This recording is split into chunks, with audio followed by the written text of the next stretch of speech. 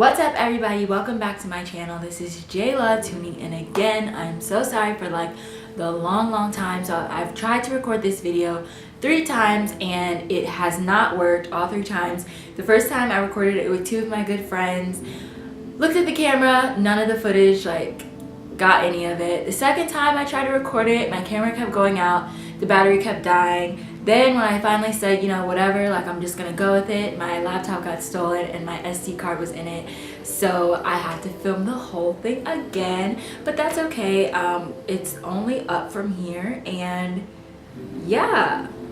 But everything is all well, everything is good and great, and we're just gonna get this video out of the way. Hopefully it's really short, really brief, touches on what we need to touch on, and yeah. Also, I wanted to say happy World Day of Social Justice, February 20th. Woo! I don't know if I'll get this video posted by February 20th, but basically World Day of Social Justice is a day to focus and tackle all of the things and issues that we face in our world. One day for me is not enough. Every day is my day of World Social Justice. But it's like a social justice birthday celebration, whatever. All the love that I'm seeing on social media and all that kind of stuff is great. So hopefully I can bless you all's TLs. So basically I'm gonna go right into the video. So months and months ago, I posted a video, and I think it was about, I posted a video about how to support the Black Lives Matter movement if you are not Black. The question that I posted in my last video was, how has the generational shift in the conversation of gender and sexuality influenced your views, how you reacted to things, and basically your exposure? I guess in my last video I failed to define what the new conversation of gender and sexuality is, but I'll go ahead and kind of briefly touch on that, and then maybe you all will get a better idea if you didn't get it before. But yeah, so basically the new conversation of gender and sexuality really does challenge the heteronormative and patriarchal mold that has been put on our society for centuries and centuries and centuries. First, before I go into this video, I will be linking a link that will send you to a page that gives you definitions to things that we're talking about, because I know it is kind of confusing. Some of the terms I'm still kind of trying to make a routine part of my language and all that kind of stuff. So if you don't understand something, feel free to just pause the video real quick and just refer to the link down below in the description box, and yeah, that would be great. So one of the centralized things that really came up in a lot of the conversations that I had is that this new conversation of gender and sexuality really does challenge binary systems.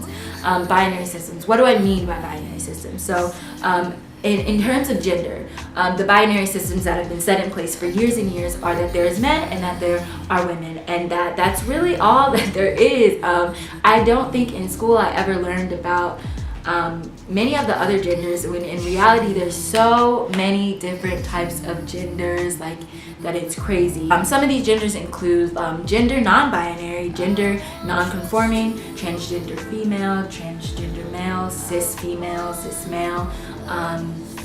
Yeah, so that's a lot more than just men and women that we've all grown to know. There's a lot more than just the checkbox answers in regards to gender. In regards to sexuality, there's also things that are really go against the normative heterosexual, and that is pansexual, asexual, aromantic, lesbian, gay, questioning, all of these things. All of these things is not at all what we learn in our school systems, not at all something that I personally have grown up to know. And I think that is a very, very, very prevalent difference in the conversation of gender and sexuality today than it was 50 years ago. Definitely 50 years ago, these different genders and sexualities existed, but a lot of them were not referred to in the terms that they're referred to today, and a lot of them were not even acknowledged at all. Coming from these different genders and these different sexualities, your gender does not define your sexuality, and your sexuality does not define your gender. They're 2 completely separate entities. That's the first thing that I would have to say. Another thing that also came up from this is your pronouns. So your pronouns basically define who you are. So there's she, her, hers, he, his, him, and they, them, theirs. And those are the kind of different pronouns that you can have, or you don't even have to identify with any of those pronouns at all if you don't want to. Going through college, going to a lot of professional events, that is something that's becoming a lot more prevalent. Usually, like if I do go to a conference or something, I will have a name tag, and then there will also be a space below to say, so that you can say what your pronouns are and what you identify as, which I think is an amazing thing, because someone can look like they are a female but not identify in that way. I have met people who look exactly like me but do not identify with she, her, hers, like in any type, way, or form. One thing that I would have to say is not to make the assumption that someone identifies with specific gender, and always ask if you don't know. People will get more offended if you assume their gender rather than you just asking what their gender is. And I know it kind of is uncomfortable for most of us, but it is. We're entering that kind of space. We're entering that kind of atmosphere and world where that is going to be something within the next, hopefully, 5 years, that is just going to be so that's so normal to us, like so normal to ask what someone's pronouns are or how they identify, and it just be like asking someone what their name is or where they're from. It looks like we're headed there, so that's good. Another thing that some of you all touch on, which I really do agree with as well, is that education does play a huge role in how you view gender and sexuality. Because I have been in a public 4-year institution for 4 years now, hopefully graduating soon, I have been exposed to so many things like that. It's crazy. Like the knowledge that I had about gender and sexuality like even 6 months ago is completely different than I had now, let alone to the knowledge that I had when I was a freshman in high school, or even that of when I was in 6th grade. I have come such a long way in my self-education and the education that has been put onto me. I've noticed some of my unconscious like bias, although it is still there, unfortunately.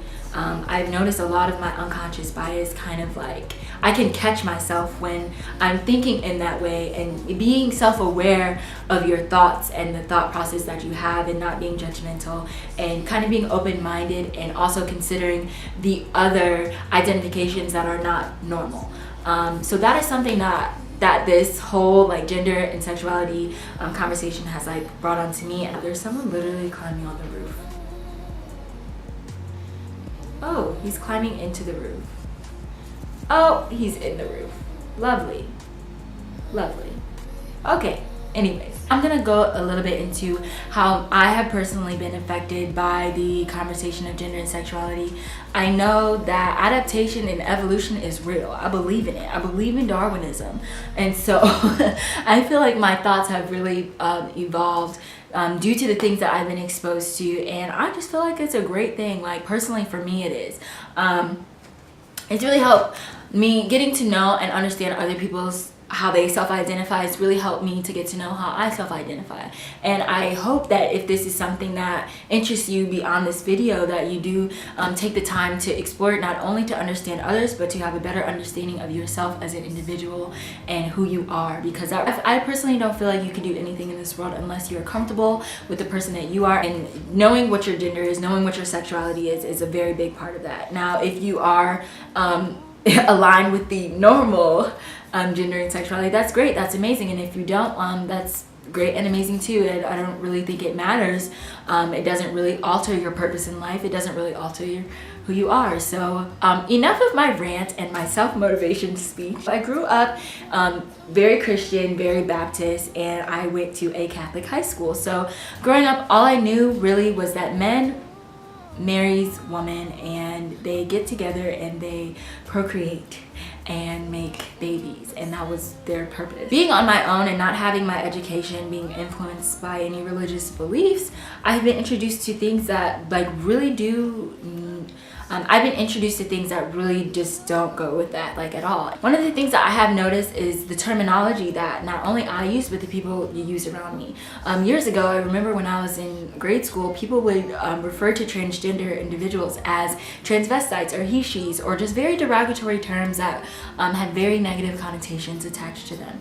Now, I do not feel like people use those terms as often, and if they do, they are getting shot down. I personally identify as cis female, which means that I identify with my biological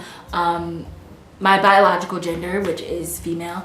And I personally would be offended if I was in the room with someone and they referred to someone who was transgender as a transvestite or something derogatory of that term, because to me it's like kind of like saying the N-word or any other like word that's used to put down a group of people and oppress them.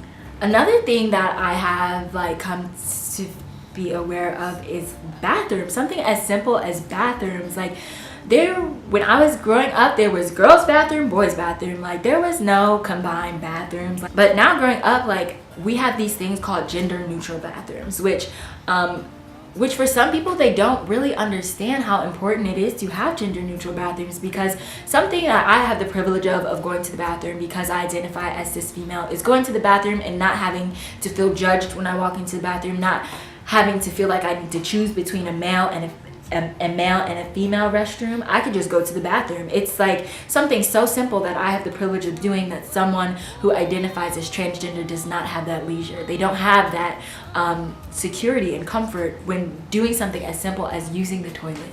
First gender neutral bathroom that I saw was in my college, and I literally walked past it and I was like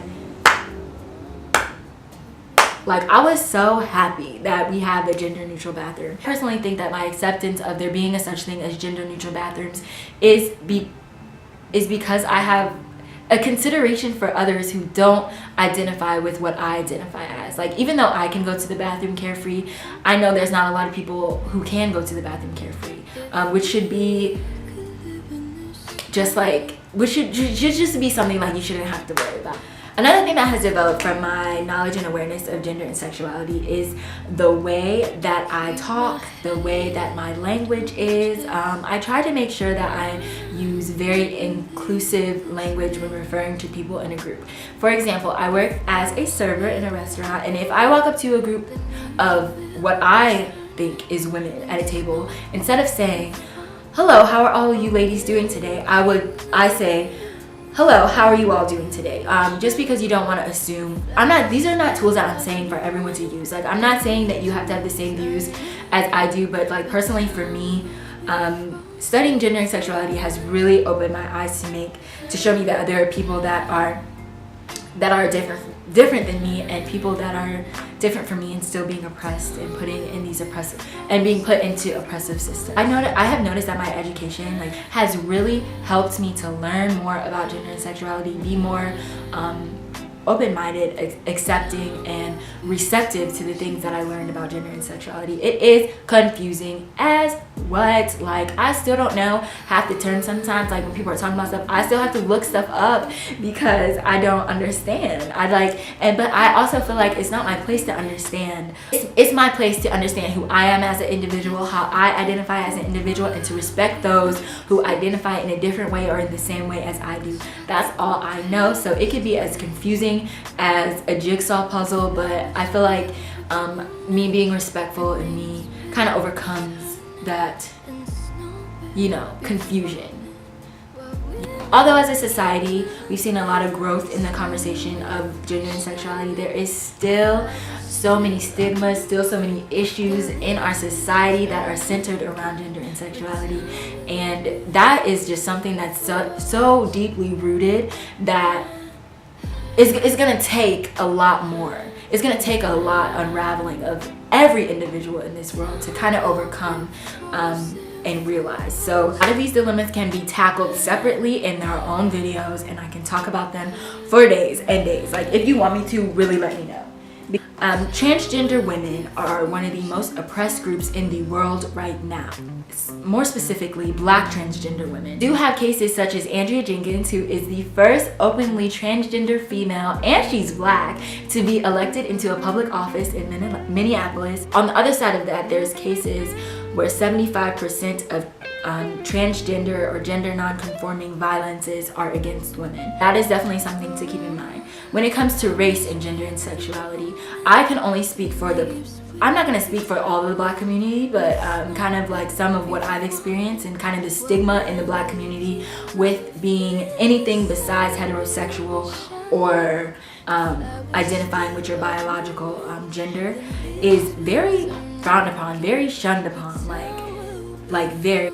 A lot of times it causes a lot of strife for young Black individuals who identify with the LGBTQ community, because you're put in a position where you have to choose being Black or you have to choose between being a part of the LGBTQ community, because a lot of times they don't go hand in hand and there aren't a lot of resources that kind of tackle that. Yes, the LGBTQ community is very strong, very prevalent, but for a lot of young Black individuals who are still trying to find their way through life, and still trying to identify and grow with your race and your gender and your sexuality, and all of those things don't perfectly mesh within each other because the people in your environment and the people who raise you don't make it seem like that is something okay. Can cause a lot of,